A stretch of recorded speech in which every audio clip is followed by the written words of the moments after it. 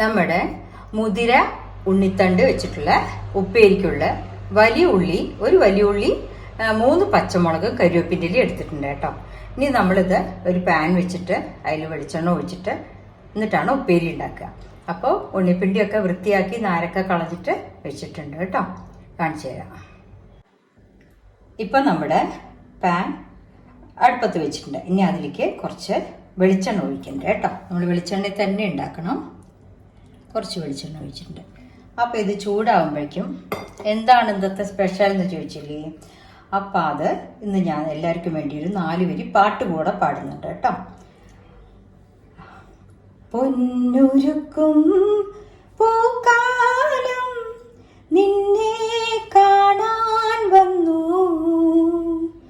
പൊന്നുരുക്കും പൂക്കാലം നിന്നെ കാണാൻ വന്നു, പൊന്നാട തളിരാട കാണിക്കയായി തന്നു, കൂടിരാൻ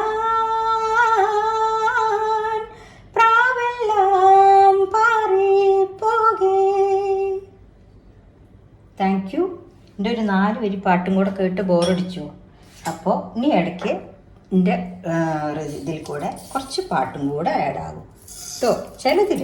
ഇപ്പം ഞാൻ കടുക് ഇട്ടിട്ടുണ്ട്. ഇനി അതിലേക്ക് കുറച്ച് ഉഴുന്നുപരിപ്പ് ഇടുന്നുണ്ട്.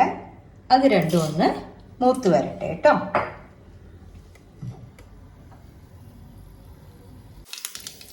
ഇപ്പം നമ്മുടെ കടുകൊക്കെ ഒന്ന് പൊട്ടി വന്നിട്ടുണ്ട്. ഉഴുന്നുപരിപ്പ് ചുവന്ന് നേരായിട്ട് നല്ല വാസന വന്നിട്ടുണ്ട്. അതിലേക്ക് ഉള്ളി, വലിയ ഉള്ളി, ഒരു വലിയ ഉള്ളി, പച്ചമുളക്, കരിവേപ്പിൻ്റെ ഇല, അതാണ് വഴറ്റാൻ എടുക്കുന്നത് കേട്ടോ. ഒരു നാടൻ കറി ഉപ്പേരിയാണ്. അത് ഈ കോമ്പിനേഷൻ ഭയങ്കര സ്വാദാണ് കഴിക്കാനായിട്ട്. സോഫ്റ്റാണ്. ഇന്ന് ഇവിടെ നമ്മുടെ വീട്ടിലുണ്ടായിരുന്ന ഉണ്ണിത്തണ്ടാണ്. അതുകൊണ്ടാണ് ഞാൻ ഇപ്പോൾ ഉണ്ണിത്തണ്ടിൻ്റെ വിഭവങ്ങളൊക്കെ മിസ് ചെയ്യാതെ ഇടുന്നത് കേട്ടോ. ഞാലിപ്പൂവൻ പഴത്തിൻ്റെ ഉണ്ണിപ്പിണ്ടിയാണ്. ഇതൊന്ന് ലൈറ്റായിട്ട് ചോക്കട്ടെ. ഇപ്പം നമ്മുടെ ഉള്ളിയൊക്കെ നന്നായി മൂത്ത് വന്നിട്ടുണ്ട്. ഇനി അതിലേക്ക് ഉണ്ണിപ്പിണ്ടി മുറിച്ചതും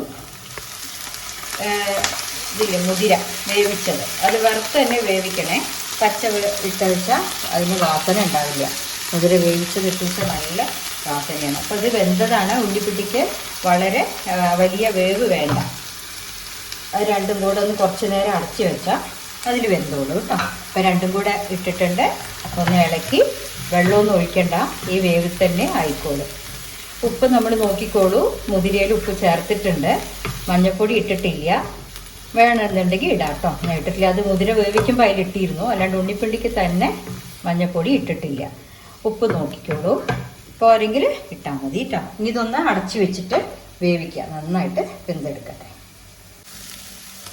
ഇപ്പം നമ്മുടെ ഉണ്ണിപ്പിണ്ടി ഉപ്പേരി നന്നായിട്ട് റെഡി ആയിട്ടുണ്ട് കേട്ടോ. മുതിരി ഉണ്ണിപ്പിണ്ടിയും കൂടെയുള്ള ആ ഒരു കോമ്പിനേഷൻ നല്ല സ്വാദാണ്. അപ്പോൾ എല്ലാവരും ഉണ്ടാക്കി നോക്കൂ. ഒക്കെ റെഡി ആയിട്ടുണ്ട് കേട്ടോ. നാളികേരം വേണ്ടവർക്ക് ആഡ് ചെയ്യാം. ഞാനിതിൽ നാളികേരം ആഡ് ചെയ്തിട്ടില്ല കേട്ടോ. നാടനായിട്ട് തന്നെ പോട്ടെ വെച്ചു. ഓക്കെ.